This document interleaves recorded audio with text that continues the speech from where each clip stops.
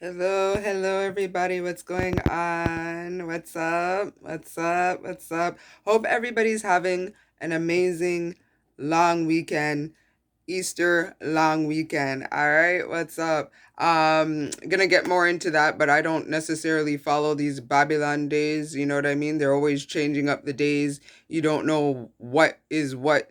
You know what I mean? Everything's been changed up and whatnot. So it's just another day. Just appreciate the weekend, the extra couple days off of work and whatnot, and the opportunity to just spend with your families. I hope everybody enjoyed with your families and whatnot. I myself spent some time with my two grandsons. They are just so cute.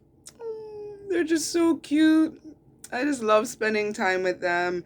Um, we went to the park. So my daughter and I took them to the park. So my 3-year-old grandson, we were teeter tottering, and I had him kicking the ball, and the other one, the younger one, he was just in the stroller sleeping. He wasn't paying no attention. Give that another year or two, he'll be running around, right behind his brother, wanting to do everything with him the same way. So yeah, man, just enjoyed the time, and I hope you guys are enjoying the time with your families too. So yeah, a couple things to talk about, guys, for this video. So, couple stuff on the line. So the first thing I'm going to talk about is the fact that I had a dream, a very, very deep dream. It wasn't too long. Um, it was pretty short, but within the time that everything took place in the dream, um, it was very quick, but scary. Those of you who know me know that I have a gift for dreaming. I dream a lot. Not only for accomplishing dreams, but literally when I go to sleep, I dream, I see things. Sometimes I see things that I don't necessarily want to see. Sometimes it's scary, sometimes it's concerning, and most of the time it's a warning. Most of the time it's just how God communicates with me, or one of the ways that He communicates with me a lot is through my dreams and through visions. So I'm gonna tell you guys about it, and all I could say is that I believe it's a warning for us to just continue to prepare, to look up, keep looking up, to the Most High, keep praying, keep reading the Word. And then towards the end of the video too, I have a Victorious Biblical Vibe for you guys. Just a couple of scriptures that tie into everything that I'm going to talk about in the video, and everything that really applies to life. As you guys know, that I will be sharing the Victorious Biblical Vibe segment of the video, which basically is just a couple of scriptures that I pick out. No long talking and all that. But basically, it's something that God has shown me to do, to show you guys how the scriptures ties into life and how it really goes one on one and hand in hand. And it's just perfect examples of how it applies to reality. And it's just good examples of how to show you guys how that works, and to encourage you guys to read the word and to believe the word, and to know that in the beginning was the word, and the word was God, and the word is God. The word was with God, and the word is God. Okay, so they all tie in one. Okay, so basically, let's get to the dream. All right. So I just remember being in a house. It wasn't necessarily my house. I was just in a house somewhere, and I remember there was a couple of friends there. Nobody specific that I could really pinpoint to say. Must be a little hair on my. Sorry about that. Sometimes these little hairs get in your eyelashes, and anyway. Sorry about that. Anyway. So I was in a house, and I was with a couple of friends or whatever, and all of a sudden we just heard boom, like this big, huge bang. And I just remember feeling like, oh my gosh, my kids went through my mind. First thing, my grandkids. I wasn't home, so I just remember my car, having to think about getting to my car. And I remember that my car seemed to be downtown. I remember thinking, like, I remember, like, oh my gosh, my car's downtown. Don't ask me, don't ask me how that happened, but y'all know I don't park in front of my house, so it could be something like that where, it's gonna be where I have to get to my car. You know what I mean? Um, but anyways, I was just thinking, yeah, I have to get to my car. My car is downtown, and I just remember being frazzled and just thinking, like, oh my gosh, I need to get to the car so I could get to my kids, and you know. But then I just heard another explosion go off, and I just remember feeling like, oh my gosh, I think this is it. I think we're under attack. And there was, chaos, other people running around or whatnot. And I remember the other person that was there with me was just saying, like, shit, like, I think they're bombing up Toronto, like they're bombing, like, bombs are going off. And it was just crisis, just immediate crisis. And then I just remember the dream ended. So trust me, I woke up and I was just like, and those of you who are in the know what's going on. Okay, no, obviously, well, the whole world knows what's going on by now, unless you're living under a rock.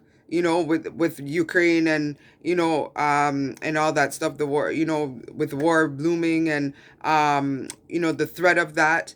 And it continues. Just because you don't see things in the news, they're not reporting everything, but everything is continuing to go on, and things are happening that they're not reporting, and that is transpiring right now, that we don't even know what's happening. All we know is that we need to continue to pray, read the word, and prepare as much as we can. Okay, so the only thing is, stock up on your water, stock up on your food, canned foods. Try and just buy them with the expiry date at least couple years, whatever. Just try your best to get your oil lamps. Make sure you have candles, flashlights, for any type of blackout or any type of emergency crisis of that nature.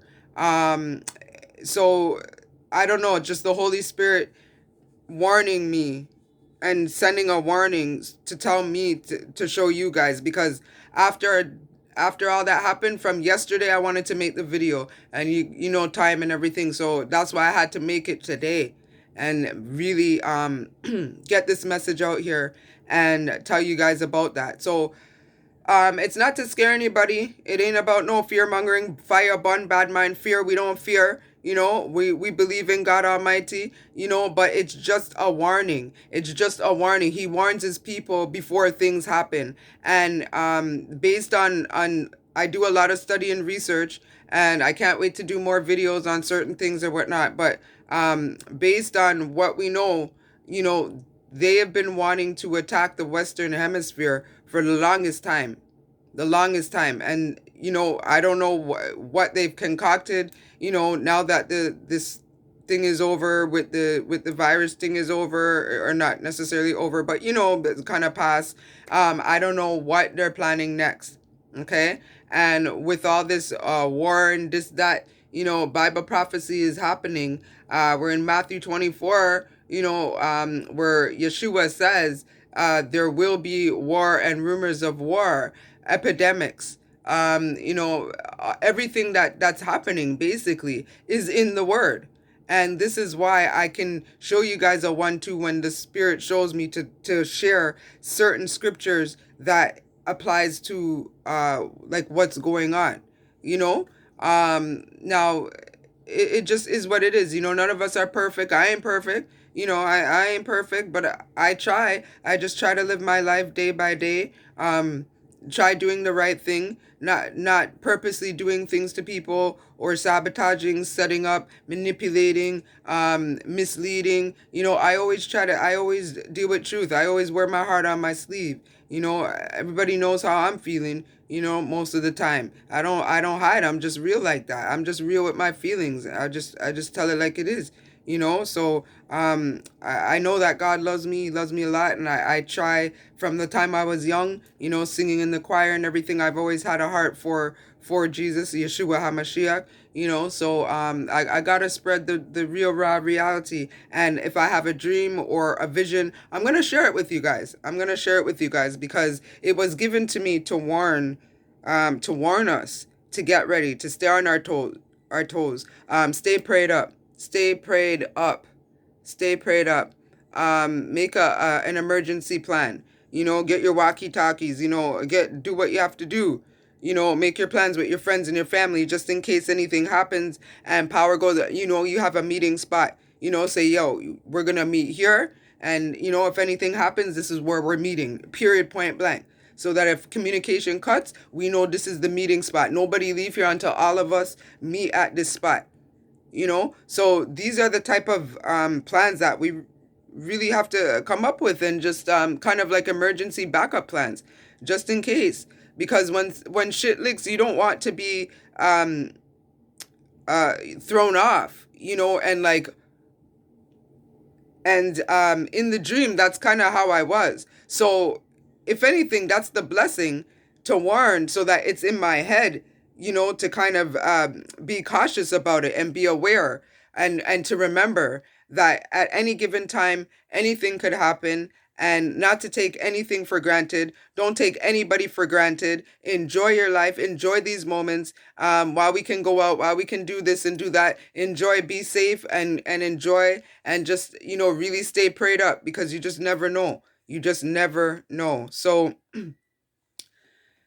that's really what I wanted to warn you Victorians about. I love all of you. I thank God for this channel,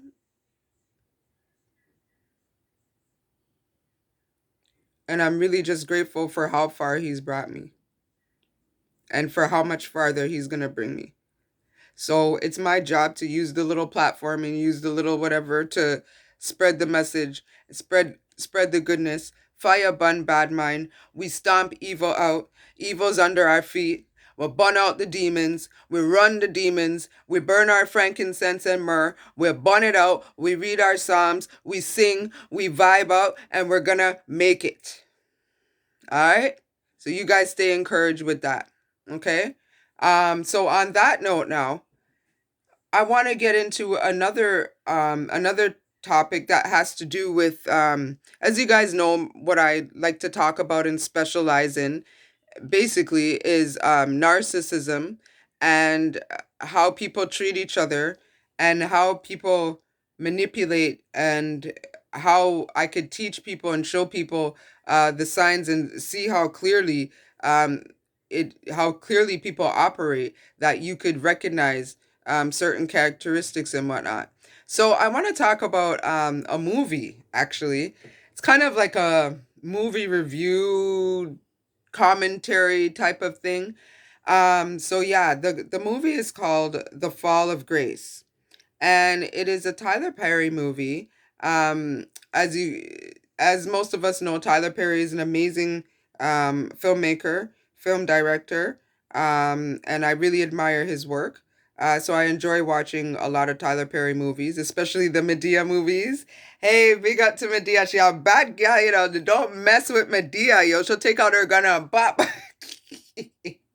Medea, don't play with Medea, yo. But anyways, um, yeah, so the movie, The Fall of Grace. So the reason why I want to talk about it is because, man, I watched it before, and then I watched it again yesterday.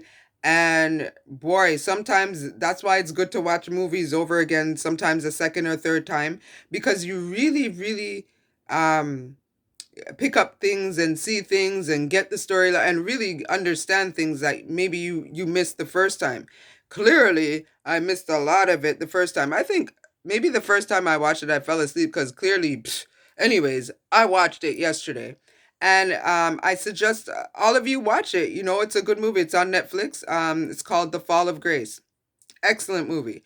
So I don't mean to spoil it, but I'm gonna talk about it. Like whatever. It's different it's different when you watch it anyway. I could talk about it all I want. When you watch it for yourselves, you're gonna see anyways. But I have to talk about it because it's to the point of, just my point of how people can be so evil and narcissistic.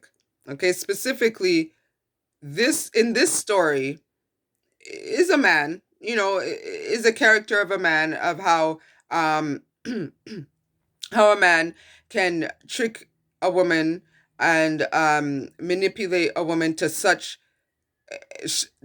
extreme levels, such evil levels, that really is unimaginable until I watched the movie and was just like, people are like, dang. Anyway, so the gist of the movie is about a woman, a normal woman who, has her house, has a good job, ended up, single or whatever after whatever happened, has her kid, has her job, her son, and or her job and everything. Ends up meeting this guy at an art show, and he seems so amazing at first, creative, charming, respectful, mannerable, romantic. So they meet and they go on their first date, and the date seems to never end. He seems so amazing, amazing conversation, food, drinking wine, um, just amazing, amazing. Started off so beautiful. That was date number one. Date number two, meet up at the park, you know, uh, talking, sharing ideas, sharing dream, conversation, um, feeding each other strawberries, um just beautiful. I'm just trying to give you guys the picture of how, how things started. Very, very normal, went on the first couple of dates, nothing rushed or nothing like that, got to know each other and all that stuff, and seemed like he was for real. um she would chill, go to her friend's house, um who she thought was her friend. Okay, we'll get into that part. Anyway, who she thought was her friend. And they're talking and she's like, "Oh, you seem so happy and all this stuff, and I've never seen you so happy." And she's like, "I know, girl, I think I found the one, and he's so amazing to me. He treats me with such respect. He's just so, I'm in love. Anyway, so he ends up taking her to this amazing place, blindfolds her, turns her around, all romantic. She's in the flowers of the fields, and then all of a sudden he tells her, to kick up a couple times, and she's like, "I don't know." He's like, "Just trust me." Then next thing you know, she kicks up, and then there's all these like pretty lights coming up out of the flowers. I don't even know if that's for real, like if that was just camera trick, or if there are really, I know there are certain flowers like at night, like deep in like the rainforest or something, where you brush it, and the flowers kind of let out like these fireflies, like lit fireflies that light up, like I don't know, something like that. But I don't know if it's for real or whatnot. I've never seen it for myself, but it was really beautiful if it is, if there's a place like that that exists. Anyway, so yeah, so the fireflies and everything was just like, and it was just so pretty. And then next thing you know, she turns around and he's on one knee with a diamond ring, proposing to her. Oh, so romantic. Oh, yes, proposing to her. And she said yes. Yes, she said yes. Oh, puts on the ring. They get engaged. Um, they end up getting married. Everything's gravy. Everything's nice. Scene. Of course, you have the lovemaking scene and all that. Hey. All right. So everything's nice. Scene. Next thing you know, My lady goes to work. Oh, the boss would like to see you in the office. She's like, oh, he wants to see me. Okay. Puts on her stuff, whatever, heads to the office or heads to the boardroom. Forget the office. It was the boardroom. All the directors, everybody's there in the boardroom. Um, Next thing you know, they're asking her, oh, do you realize like there's like $400,000 missing from this account and there's like 40,000, 50,000, and she's just like, what? They're like, yeah, it's all from your password, all from your computer, your IP address, everything. And she's just like, what? Like, what are you talking about? Well, you know what? I'm sorry, you're fired. So she's just stunned. She's just like, he's like, yeah, you need to leave now or I'm gonna get security to escort you out. So poor thing, she has no idea what's happening. She doesn't know, she's just realizing she got victimized. And yeah, she ends up packing up her stuff, leaving the office, getting in her car, and just like totally like, oh my god, like what's going on here? She ends up going home. That same friend that was all giddy and laughing with her was at her house. You know, basically talking to her, comforting her and everything, trying to figure out what's going on. Then her husband comes home and he's just like, what's going on? So she ends up telling him everything. Of course, he acts like, huh? Like, what? Like, you were fired? Like, what? Ends up staying up all night with her, going through records, trying to act like figuring out what's going on. Meanwhile, you know, anyway, next part is that she finds out after digging after a while, she finds out that it was him. Yes, it was the husband. He took the money. Okay. She finds out. She confronts him. She's like, "Yo, like, of course she's all broken about it. She's just like, yo, give me back the money. Give me back my money. Give me back the money." He's like, no, it's my money. And as far as I see it, do you know the laws of the state? If you and I are married, then half of that money belongs to me. So she's just like, oh my God. Oh my God. She's starting to realize the narcissist is coming out. The narcissist, okay? So then after that now, some more time goes by. She realizes, okay, this guy, she wants him out of her house. He's not leaving. She tries to call the police. Police are saying they can't do nothing because he's her husband. They're married. So she's stuck there. She tries going to a lawyer. They're telling her, oh, she'd have to go to court and all this stuff. Oh, just a nightmare.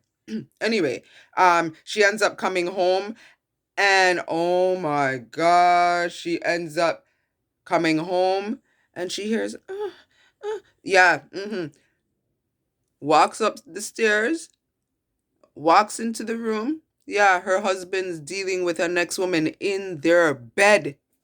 In their bed. So I'm just like, I'm like watching, I'm just like,